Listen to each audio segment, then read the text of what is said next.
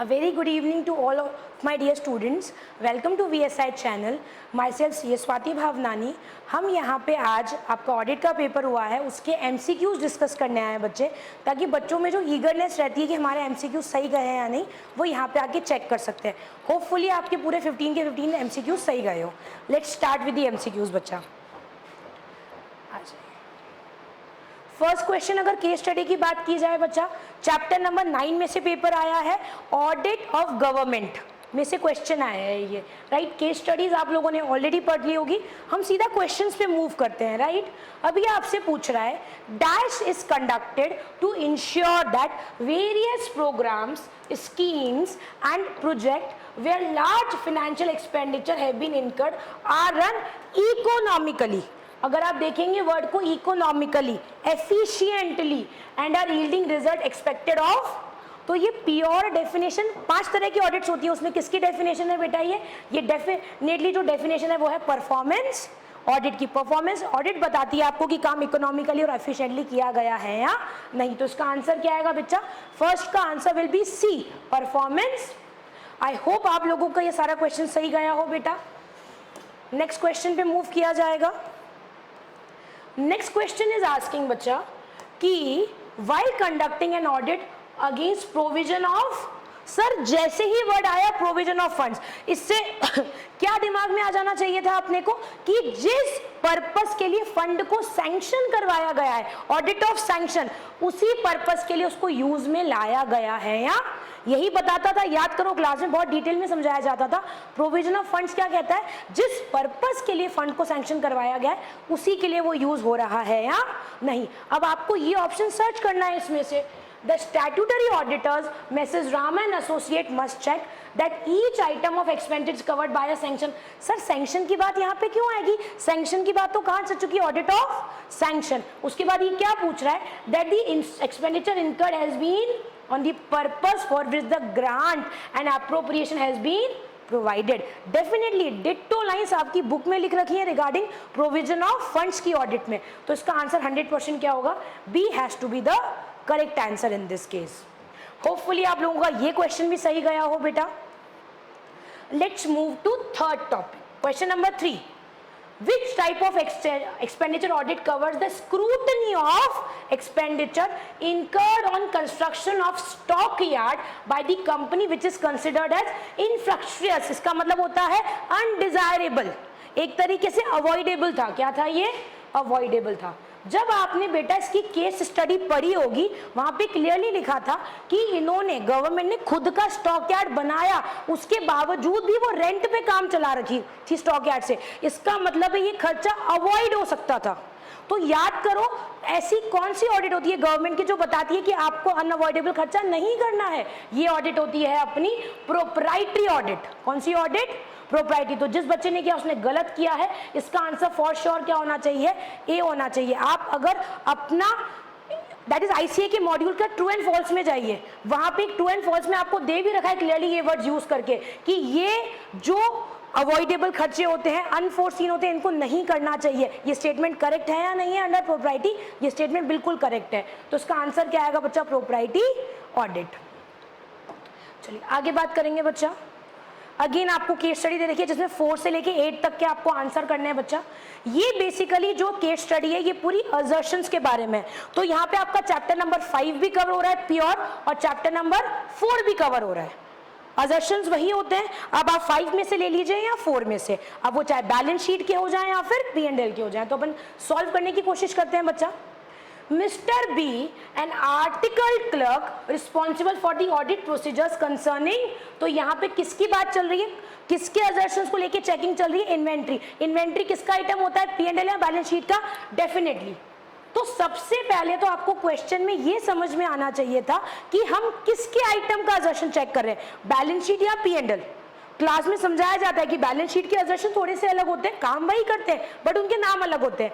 और P&L के assertions, जैसे P&L के असर्शंस को बोलते हैं अकरेंस, कि ये एक्चुअली में खर्चा अकर हुआ है कि नहीं, और यहाँ पे बोलते हैं एग्जिस्टेंस, अगर याद हो रहा है आपको तो क्या बोला?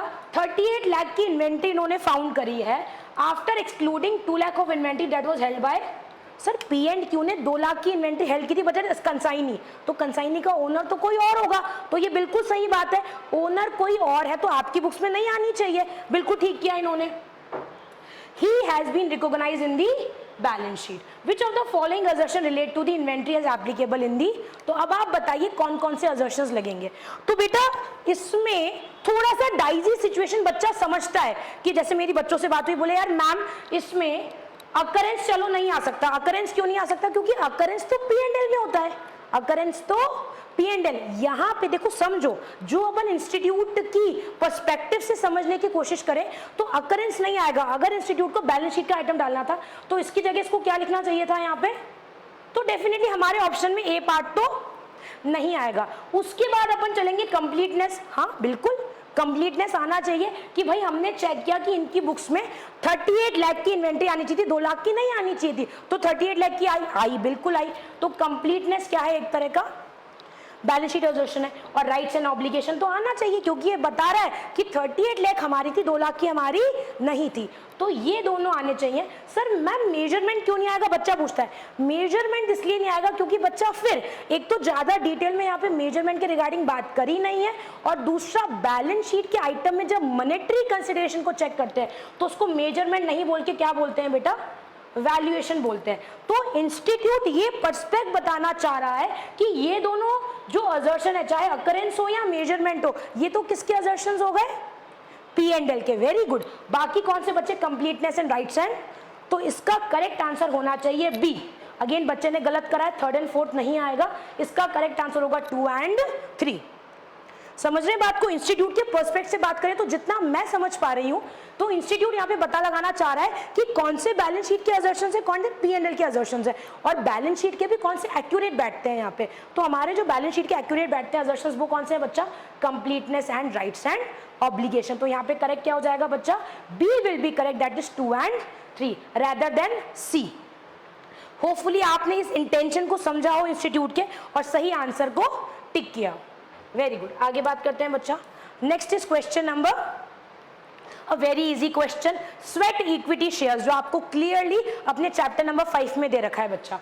ये बोलता है कि मिस्टर सी एक आर्टिकल क्लर्क है बच्चा, responsible for the audit procedure regarding the share capital, found that during the year under audit PQ Limited had issues sweat equity shares। बिल्कुल सही बात है, sweat equity shares बहुत डिटेल में समझाया जाता है ऑडिट में भी और लॉ में भी कि क्या होते हैं, और ये जो चारों पॉइंट है क्रिस्टल क्लियर आपकी बुक्स में सेम वर्डिंग दे रखी है बेटा, ठीक है क्या, amounting to 10 lakh, which of the following statement regarding the issue sweat equity are correct. कौन से करेक्ट है, वेरी इजी, मतलब it like a lollipop question. Institute free के 2 नंबर देना चाह रहा है आपको।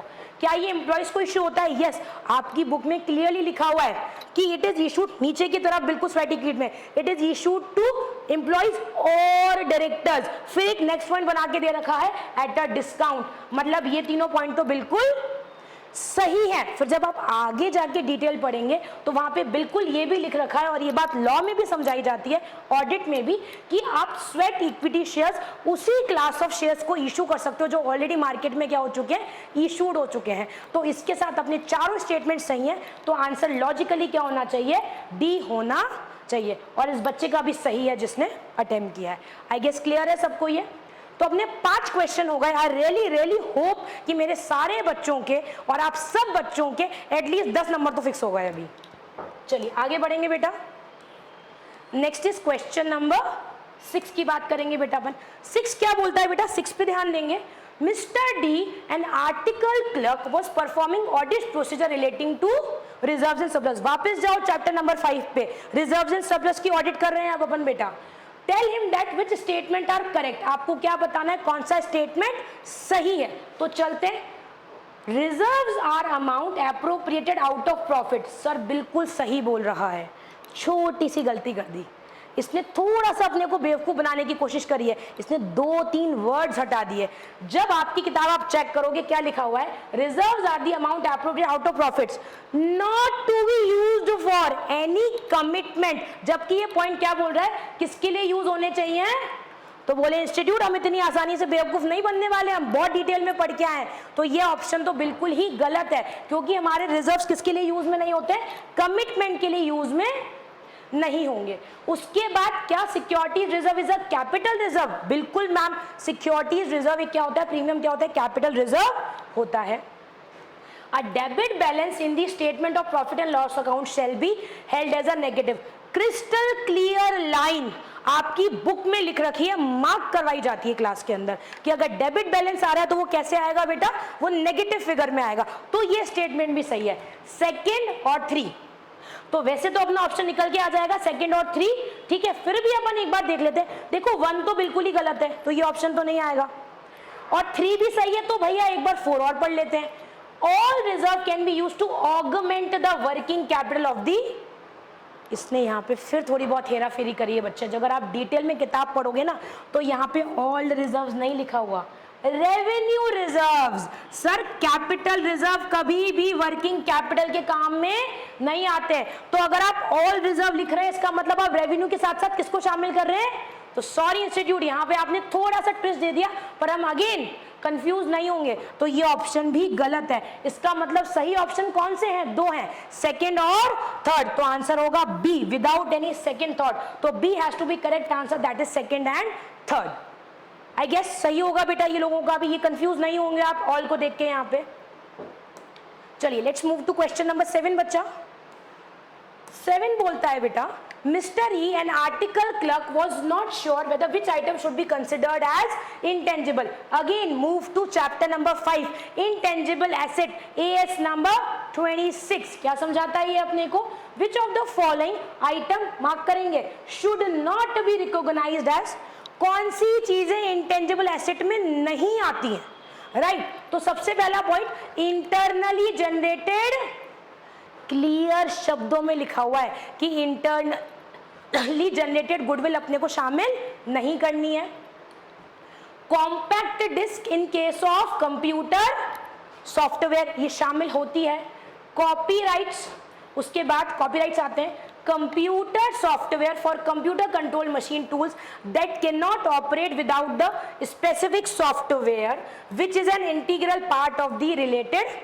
अगर आप ढंग से पढ़ोगे वहां पे क्लियरली लिखा है इस लाइन को कि इसको क्या ट्रीट करना है, फिक्स्ड एसेट ट्रीट करना है, ना कि इंटेंजिबल एसेट। क्लियर शब्दों में लिखा हुआ है, it has to be treated as fixed asset. तो डेफिनेटली इसमें क्या हो जाएगा, internally generated goodwill intangible asset नहीं होती है, और पॉइंट नंबर 4 नहीं है। तो आंसर क्या हो जाएगा, 1 and 4, that is D has to be the correct answer in this case. Crystal clear किताब में लिखा हुआ है बच्चों आपको, तो आई गेस ये भी सही हो गया होगा 7। तो 7 का आंसर क्या है अपना, D is the correct answer. Let's move further, आ जाइए। डेप्रीसिएशन एंड अमोर्टाइजेशन पे क्वेश्चन आया चैप्टर नंबर 5 का। Mister F, an article clerk wants to know which of the below statement is incorrect. क्या बताना है अपने को, incorrect while auditing depreciation and amortisation expenditure. क्या गलत है, ठीक है भाई, देखते हैं गलत क्या है। डेप्रीसिएशन एंड अमोर्टाइजेशन है भी चार्ज एज पर दी, मैम इससे सही क्या होगा, बिल्कुल करेक्ट है ये तो हमारे लिए ऑप्शन ये नहीं है। Depreciation on the revalued amount should be accounted from the, ma'am ये भी पढ़ाया जाता है, ये आपको अकाउंट्स में भी पढ़ाया जाता है, ये आपको ऑडिट के टाइम पे जब डेप्रीसिएशन और अमोर्टाइजेशन समझाया जाता है तो भी पढ़ाया जाता है, तो ये भी हमारा ऑप्शन नहीं है। सी पे आते हैं, depreciation should be charged on asset from the date of actual use but not when they are ready to institute. फिर खेला खेल गया यहाँ पे, इन दोनों वर्ड्स को उसको क्या करना चाहिए था, स्वैप करना चाहिए था, क्योंकि डेप्रीसिएशन कब से लगता है, जब से एसेट होती है ready to use and not when they are into actual use. तो डेफिनेटली हमारे लिए इनकरेक्ट क्या मिल गया हमको, C option is incorrect over here. Very easy, लड्डू क्वेश्चन एकदम, बहुत आराम से नंबर मिल जाएंगे इसमें। तो 8 तक अपने डिस्कशंस हो गए क्वेश्चन, 16 मार्क्स आने चाहिए सबके फॉर श्योर अभी तक। आगे बढ़ते हैं बेटा, अब नेक्स्ट क्वेश्चन 9 पे आते हैं बच्चा। 9th वाला जो क्वेश्चन है वो अपने को रिलेटेड है असर्शन से। इसमें बेसिकली जो क्वेश्चन बनाए गए हैं वो फर्स्ट मेंबर पे बनाए गए हैं जो आर्टिकल है, फिर सेकंड मेंबर पे और फिर थर्ड मेंबर पे अलग अलग तरीके से पूछा है कि बताइए ये किस तरीके से इंटरनल कंट्रोल को इवैल्यूएट कर रहे हैं बेटा। तो पहले क्वेश्चन पे आते हैं बच्चा in initial stage of conducting audit of HT private limited mister D decided to evaluate internal control. कि आज जब इनिशियली हम ऑडिट को इनिशिएट कर रहे हैं तब मिस्टर डी बोलते हैं पहले तो भैया मैं इंटरनल कंट्रोल समझूंगा। क्या समझूंगा पहले मैं? इंटरनल कंट्रोल को। तो ऐसी क्या जरूरत आन पड़ी कि मिस्टर डी जो है वो पहले इंटरनल कंट्रोल को समझना चाह रहे हैं। Evaluation of internal control is very important part of, किसका पार्ट है? आप बुक में जाएंगे आपको क्लियर वर्डिंग्स में लिखा हुआ है चैप्टर 3 में कि इंटरनल कंट्रोल इवैल्यूएशन करना सबसे इंपॉर्टेंट पार्ट है ऑडिट प्रोग्राम का। तो इसका आंसर आएगा डी, ना कि बी, जिसने भी टिक करा है, जिस बच्चे ने भी। तो ये गलत है। Audit evidence integral most important part माना जाता है ऑडिट प्रोग्राम का।